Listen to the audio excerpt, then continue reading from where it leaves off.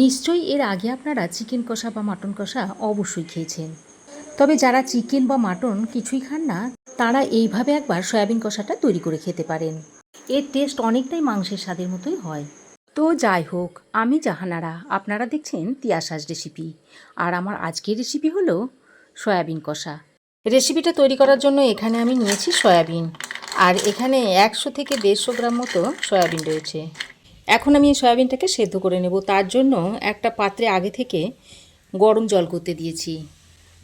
এবার এই গরম জলের মধ্যে সয়াবিনগুলোকে দিয়ে দিচ্ছি। এবার সয়াবিনগুলোকে গরম জলে দিয়ে 2-3 মিনিট মতো ফুটিয়ে নিলেই সয়াবিনটা ভালোভাবে সেদ্ধ হয়ে যাবে। আর আপনাদের হাতে যদি সময় বেশি থাকে তাহলে আপনারা ঠান্ডা জলে সয়াবিনটাকে ভিজিয়ে 1 ঘন্টা মতো রেখে দিতে পারেন। তাহলেও কিন্তু সয়াবিনটা খুব সুন্দরভাবে ভিজে যায়। সয়াবিনগুলোকে আমি 3-4 মিনিট ফুটিয়ে নিয়েছি, আর সয়াবিনগুলো দেখুন কতটা ফুলে বড় হয়ে গেছে। আর দেখুন সয়াবিনগুলো একদম ভিতর পর্যন্ত ভালোভাবে সেদ্ধ হয়ে গেছে। এবার এই সয়াবিনগুলোকে জল ছেঁকে তুলে নিচ্ছি। তারপর একটা পাত্রের মধ্যে নিয়ে নিচ্ছি।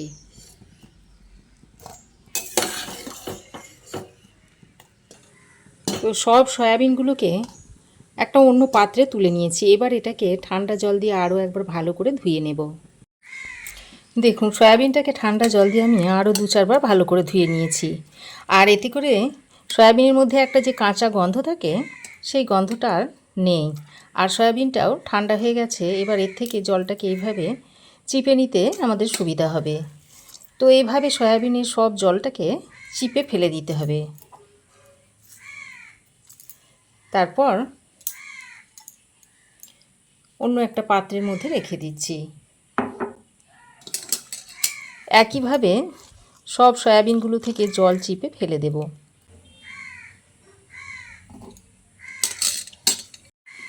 তো দেখুন সমস্ত সয়াবিন থেকে জলটা চিপে আমি ফেলে দিয়েছি, দিয়ে অন্য একটা পাত্রের মধ্যে নিয়ে নিয়েছি।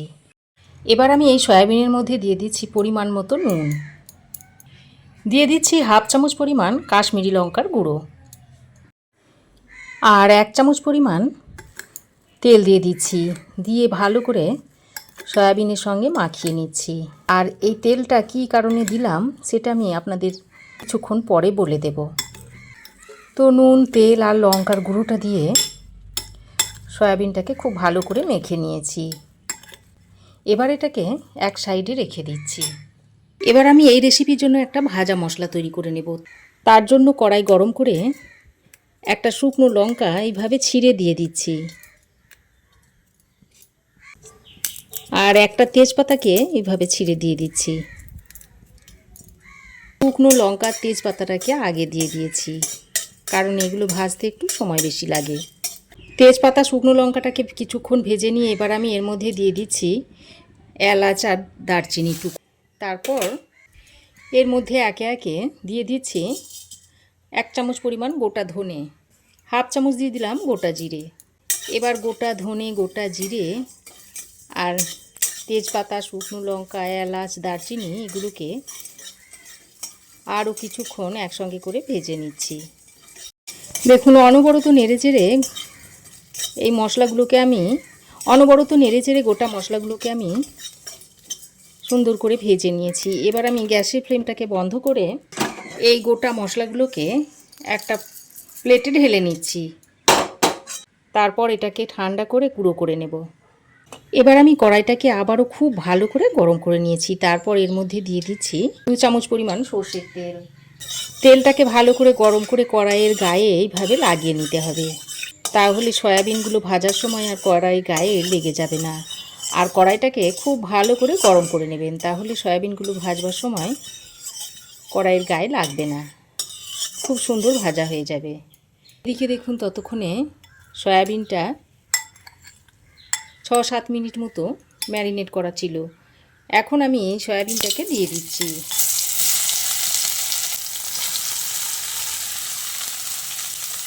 ম্যারিনেট করা সয়াবিনটাকে দিয়ে তেলের সঙ্গে ভালো করে নেড়েচেড়ে মিশিয়ে নিয়ে সয়াবিনটাকে একটু রং ধরিয়ে ভেজে নিতে হবে। সয়াবিন ভাজার সময় কড়াইটাকে খুব ভালো করে গরম করে নেবেন, তাহলে দেখবেন সয়াবিনগুলো ভাজার সময় আর কড়াইয়ের গায়ে লেগে যাচ্ছে না। আর সয়াবিনটা ম্যারিনেট করার সময় যে তেল দিয়েছিলাম সেই তেলটা দেওয়ার কারণেও সয়াবিনটা ভাজার সময় কড়াইয়ের গায়ে লাগবে না। আর তাছাড়া সয়াবিনের মধ্যে একটা গ্লেজি ভাব আসবে। তাহলে বুঝতে পারলেন তো সয়াবিন ম্যারিনেট করার সময় কেন তেল দিয়েছিলাম। সয়াবিনটা এদিকে ভাজা হতে থাক, ততক্ষণে আমি এখানে নিয়েছি 2টো পেঁয়াজ আর একটা টমেটো। এখন এই পেঁয়াজ আর টমেটোটাকে একটু রাফলিভাবে কুচিয়ে নিচ্ছি। আমি পেঁয়াজটাকে খোসা ছাড়িয়ে আগে থেকে ধুয়ে রেখে দিয়েছিলাম। তারপর পেঁয়াজটাকে এইভাবে একটু মোটা মোটা করেই কেটে নিচ্ছি।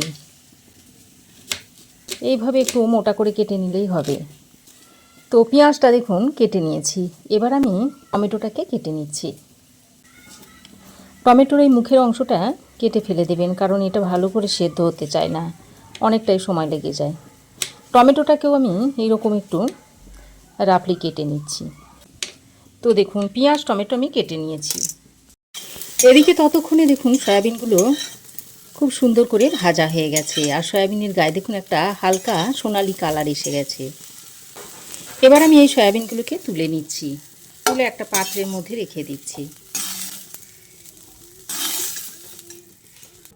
দেখুন সয়াবিনগুলোকে তুলে নিয়েছি। এবার ওই কড়াইতে আরও 2 চামচ পরিমাণ সর্ষের তেল দিয়ে দিচ্ছি। তো তেলটাকে খুব ভালো করে গরম করে নিয়ে আমি এর মধ্যে কেটে রাখা পেঁয়াজটা দিয়ে দিচ্ছি। তারপর পেঁয়াজটাকে তেলের সঙ্গে ভালো করে নাড়াচাড়া করে মিশিয়ে নিয়ে এবার টমেটোটা দিয়ে দিলাম।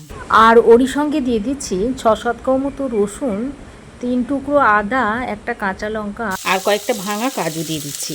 এবার সব কিছুকে একটু ভেজে নিতে হবে, তবে খুব বেশি কড়া করে ভাজবো না, হালকা একটু নরম হয়ে আসা পর্যন্ত এগুলোকে ভেজে নিতে হবে। ওদিকে পেঁয়াজ টমেটোটা ভাজা হতে এদিকে যে গোটা মশলাগুলো ভেজে নিয়েছিলাম সেগুলো আমি একটা হামানদিস্তার মধ্যে ভরে নিচ্ছি।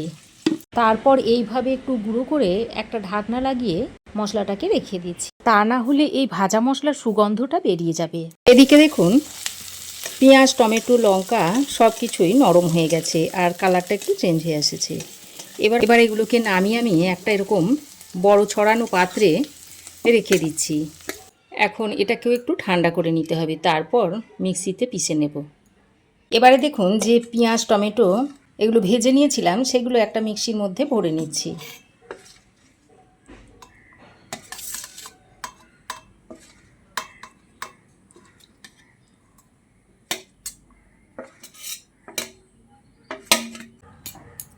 আর ওরই সঙ্গে কয়েকটা ধনেপাতার ডাঁটি দিয়ে দিলাম।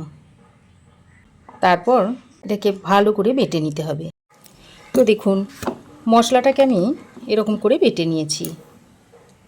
এবার আমি পেঁয়াজ টমেটো ভাজার কড়াইতে দিয়ে দিচ্ছি আরও 2 চামচ মতো সর্ষের তেল। এবার এই তেলের মধ্যেই ফোড়নে দিয়ে দিচ্ছি একটা শুকনো লঙ্কা, 1/2 চামচ গোটা জিরে দিয়ে দিচ্ছি, একটা দারচিনি ও একটা এলাচ ফাটিয়ে দিয়ে দিলাম। এবার এই ফোড়নটাকে ভালো করে মিশিয়ে নিয়ে বেটে রাখা মশলাটা দিয়ে দিচ্ছি। এবার বাটা মশলাটা দিয়ে ফোড়নের সঙ্গে খুব ভালো করে মিশিয়ে নিতে হবে, আর এই সময় গ্যাসের ফ্লেমটাকে একদম লোতে রেখে দিতে হবে। তো মশলাটাকে খুব ভালো করে কষিয়ে নিয়ে এবার আমি এর মধ্যে গুঁড়ো মশলা দিয়ে দিচ্ছি। 1/2 চামচ হলুদ গুঁড়ো, দিয়ে দিচ্ছি 1/2 চামচ কাশ্মীরি লঙ্কার গুঁড়ো। এবার স্বাদ মতো নুন দিয়ে দিচ্ছি। এবার মিক্সিং জারটা ধুয়ে একটু জল দিয়ে দিচ্ছি। তারপর মশলাটাকে ভালো করে কষিয়ে নেওয়ার পর কিছুটা কসুরি মেথি এইভাবে হাতে ডলে দিয়ে দিলাম, আর সামান্য পরিমাণে একটু চিনি দিয়ে দিলাম। তারপর আবারও সব কিছুকে ভালো করে মিশিয়ে নিচ্ছি। এবার আমি এর মধ্যে ভেজে রাখা সয়াবিনটা দিয়ে দিলাম। এখন সয়াবিনটা দিয়ে মশলার সঙ্গে খুব ভালো করে মিশিয়ে নিতে হবে, আর যত ভালো করে মেশাবেন সয়াবিনটা খেতে ততই ভালো লাগবে। তো বন্ধুরা এইভাবে তৈরি করে আপনারা রুটি পরোটা লুচি পোলাও ফ্রাইড রাইস সব কিছুর সঙ্গে খেতে পারবেন, একদম কষা মাংসের মতো খেতে লাগে। এবার আমি এর মধ্যে পরিমাণ মতো জল দিয়ে দিচ্ছি। এই রেসিপিটা খুব একটু মাখো মাখো রাখবো, তাই আমি অল্প পরিমাণে জলটা দিয়ে দিয়েছি। এবার জলটা দিয়ে সব কিছুকে ভালো করে মিশিয়ে নিয়েছি। তারপর এইভাবে সয়াবিনটাকে খুব ভালো করে 4-5 মিনিট মতো ফুটিয়ে নেব। এবার আমি একটা ঢাকনা লাগিয়ে 4-5 মিনিট মতো রান্না করে নিচ্ছি। আর এইভাবে ঢাকা দিয়ে রান্না করার ফলে মশলার ফ্লেভারটা সয়াবিনের মধ্যে খুব ভালোভাবে মিশে যাবে, আর সয়াবিনটা খেতে খুব ভালো লাগবে। তো দেখুন, ঢাকা দিয়ে আমি আরও 4-5 মিনিট মতো রান্না করে নিয়েছি। আর দেখুন, গ্রেভি অনেকটাই কমে গেছে, দিয়ে মাখো মাখো হয়ে গেছে। এবার আমি ওই যে গুঁড়ো মশলাটা তৈরি করে রেখে দিয়েছিলাম, তার মধ্যে থেকে 1 চামচ মতো এখানে দিয়ে দিচ্ছি। সবটা দিচ্ছি না। আর 1 চামচ পরিমাণ ঘি দিয়ে দিচ্ছি। এবার এই ঘি আর ভাজা মশলাটা দিয়ে আরও কিছুক্ষণ ভালো করে নাড়াচাড়া করে মিশিয়ে নামিয়ে নেব। তো রেসিপিটা এখন সার্ভ করে দিচ্ছি।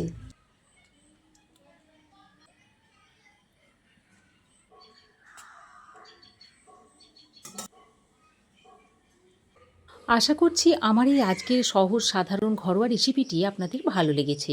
ভালো লাগলে একটা লাইক, শেয়ার, কমেন্ট করতে ভুলবেন না। তো যাই হোক, আমি জাহানারা। আর এতক্ষণ আপনারা দেখছিলেন তিয়াসাস রেসিপি। আজ এ পর্যন্তই। আবার দেখা হবে নতুন কোনো রেসিপি নিয়ে নেক্সট এপিসোডে। সে পর্যন্ত ভালো থাকবেন, সুস্থ থাকবেন। ধন্যবাদ।